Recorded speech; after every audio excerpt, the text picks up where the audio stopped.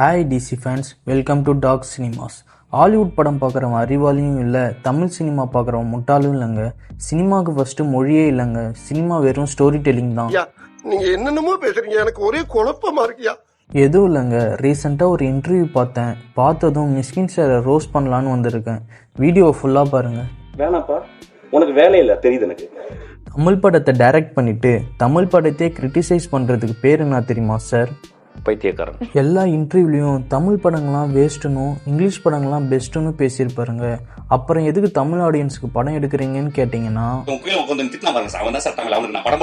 ஒரு இன்டர்வியூவில் ராம் சார் இவர்கிட்ட படம் பார்க்க சொல்லியும் இவர் அந்த படத்தை வேண்டா விருப்பம் வந்து பார்த்தாராம். அதே செவன் சாமுராயை பார்த்தீங்கன்னா 1000 தடவை பார்த்துட்டாருன்னு சொல்றாருங்க. ஒரு 1000 வாட்டி நான் பார்த்துட்டேன், இன்னும் ஒரு 2000 வாட்டி பார்க்கணும்னு ஆசைப்படுறேன். ஆனா அதே இன்டர்வியூல தமிழ் படத்தை ஒரு வாட்டி மேல பார்த்தவங்க எல்லாரையும் சைக்கோன்னு சொல்லியிருப்பாருங்க. இந்த மாதிரி தாங்க கமர்ஷியல் ஃபிலிம் எடுக்கிறது எல்லாத்தையும் வேஸ்ட்டுன்னும் கிளாசிக் ஃபிலிம் எல்லாத்தையும் பாராட்டி பேசியிருப்பாருங்க. இதுல கடுப்பானதான் நம்ம KVS ரவிக்குமார் சாரும். கமர்ஷியல் படங்கள் இருந்தால்தான் இது வித்தியாசப்படும். அப்புறம் மிஸ்கின் சார்ட்ட காதல் சாங்கை பற்றி உங்கள் கருத்து என்னன்னு கேட்டிங்கன்னா, அந்த காதல் வேறுபாடு ஒரு பெரிய உணர்ச்சி கொந்தளிப்பான ஒரு இடம், சந்தோஷத்தின் உச்சம் அப்படின்னு சொல்லியிருப்பாருங்க. அப்படியே இங்கே வந்தீங்கன்னா பொண்ணை பார்த்து லவ் வருது, புது சிச்சுவேஷன் சார். நானும் எப்படி சார் அங்கே ஒரு உருட்டு இங்கே ஒரு உருட்டு, மொத்தத்தில் நீங்கள் சொன்னால் மட்டும் தான் கரெக்டுன்னு சொல்கிறீங்க. இது எல்லாத்தையும் கூட விட்டுருவாங்க, ஆனால் இவனுக்கு கிளாசிக் வர்றதுன்னு சொன்னதை மட்டும் மன்னிக்கவே மாட்டாங்க. மிஸ்கின் சார் போய் இவன் போட்ட பருத்தி வீரன் கட்டுறது தமிழ் படம்லாம் போய் பாருங்க. அப்புறம் இங்கிலீஷ் படத்துக்கு முட்டு கொடுக்கலாம். ஆஸ் அ டைரக்டரா இது கூட தெரியாம அகிரோ குரோசவியும் தகிஷி கிட்டோனியவையும் பாராட்டி பேசியிருப்பாருங்க. அவங்களாம் லெஜெண்ட்ஸ் தான், ஒத்துக்கிறேன். அதுக்குன்னு தமிழ் இண்டஸ்ட்ரியை மொத்தமாக வேஸ்ட்டுன்னு சொல்கிறத எப்படிங்க ஏற்றுக்க முடியும்?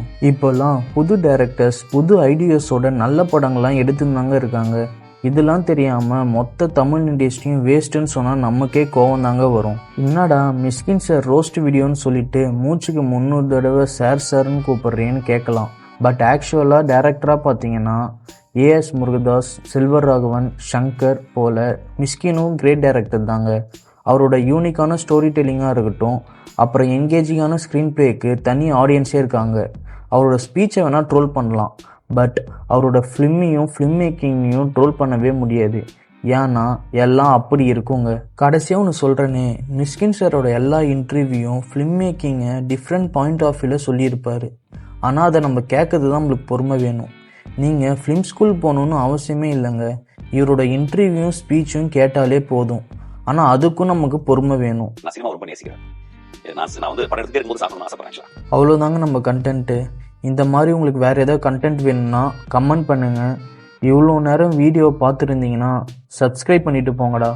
இன்னொரு நல்ல கண்டென்ட்டில் மீட் பண்ணுவோம்.